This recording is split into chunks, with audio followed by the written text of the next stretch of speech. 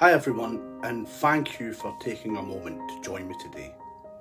My name is Paul Smith. This isn't a party broadcast.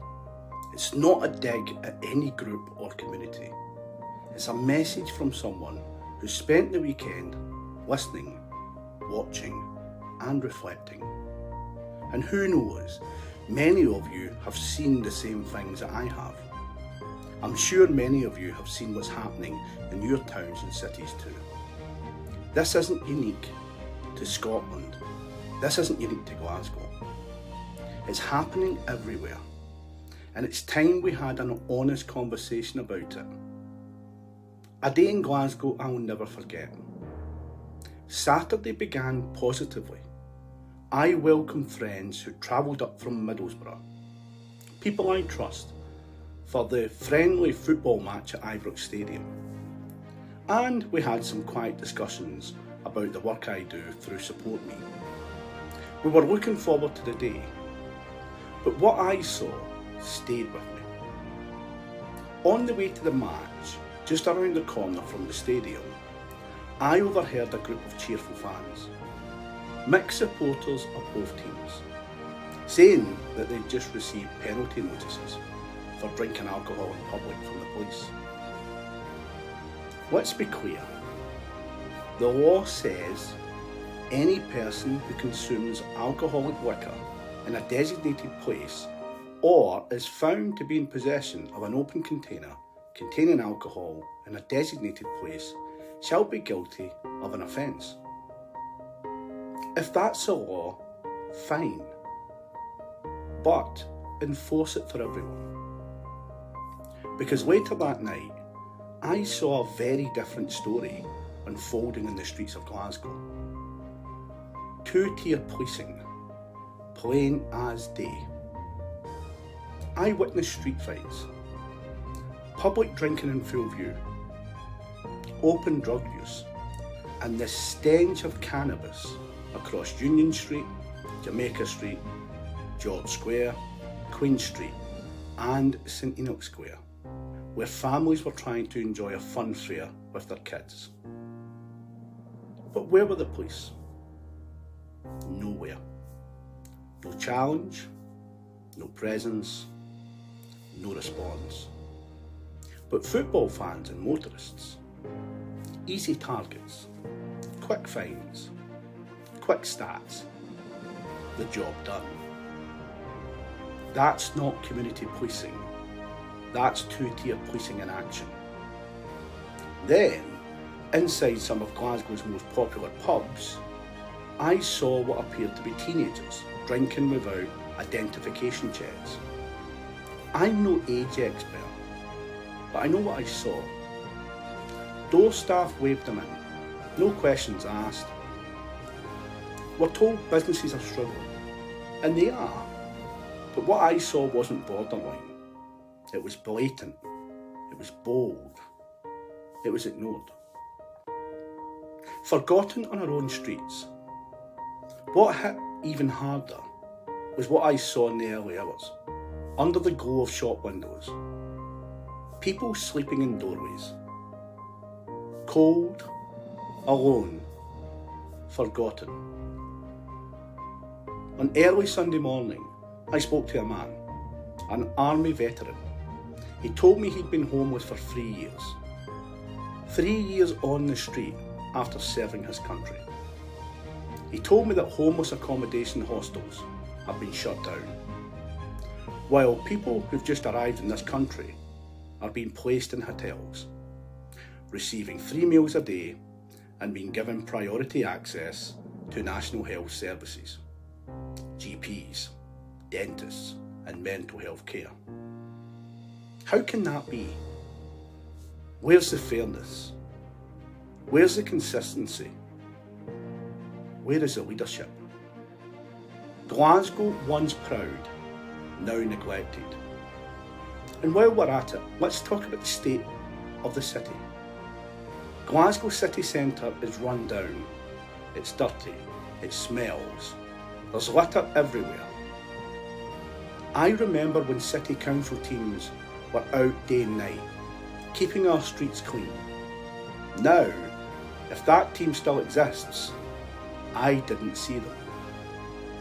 This isn't the Glasgow that people built with pride. This is a Glasgow in decline, and it's heartbreaking. Value for money? Not even close. We are taxed to the hilt. Council tax, income tax, VAT, fuel duty, national insurance, and even a charge to have your brown bin emptied where I live. And in return, we're waiting months for hospital appointments. We're struggling to get a GP appointment. We're being turned away from NHS dentists. Mental health charities are closing due to the lack of funding. We have no houses for our own, while others are prioritised. This is not about race, and I'll say that again. This is not about race. I believe in equality and diversity, and I will always champion both. But we have to be allowed to ask the question, why are those who pay in and have paid in for generations getting the least back?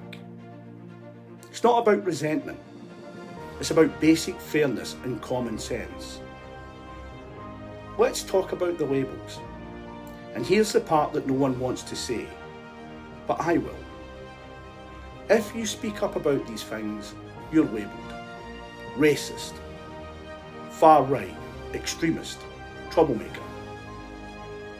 But I am none of those things. I am a hard-working, compassionate, decent person who has spent years helping others, especially those struggling with mental health, addiction, abuse, or social isolation. Yet I've seen it over and over again. Videos on social media showing peaceful protests about these issues being shut down, heavily policed, vilified, while other protests waving controversial flags, shouting chants that glorified terrorism are allowed without challenge. Please stand back. Councils look the other way. It's not about what's being protested anymore. It's about which protests fit the narrative. That's not democracy. That's theatre. And that's dangerous. And let me also say, I've heavily watered down what I saw this weekend. I'm not here to upset anyone or stir division. But we need a serious, respectful, adult conversation. Because what I've witnessed was more than anything I'm speaking about here. Where are our local leaders? And what about our local representatives? Not one single politician in my area from any of the major parties is talking about this. Not one. That's why I believe we have to stand up. That's why I believe in Reform UK. They're pushing for change at national level, but we need to bring that to our communities too. It's time for accountability and action. This isn't just about pointing fingers or venting frustration. It's about accountability for everyone. That's why I'll be formally contacting Police Scotland and Glasgow City Council. They have the right of reply, the same as we do as taxpayers and citizens. I'll publish any response I receive, in full. No spin, no edits. Just transparency. That's fair, because that's what real leadership looks like. There's too much talk in politics, speeches, promises, then nothing. That's why I joined Reform UK, because I'm not interested in just talking about change. I want to make it happen. I'll be standing for veterans who deserve dignity, mental health. We need reform for domestic abuse survivors, addiction support services, real taxpayer value, strong fair leadership in our streets and systems. Let's fix what's broken at home before we worry about how we look to the rest of the world. Let's rebuild our streets, our services, and our sense of community. Thank you for watching or listening wherever you are. If anything I've said today resonates with you, if you've seen the same things I've seen, or even if you disagree, I still want to hear from you.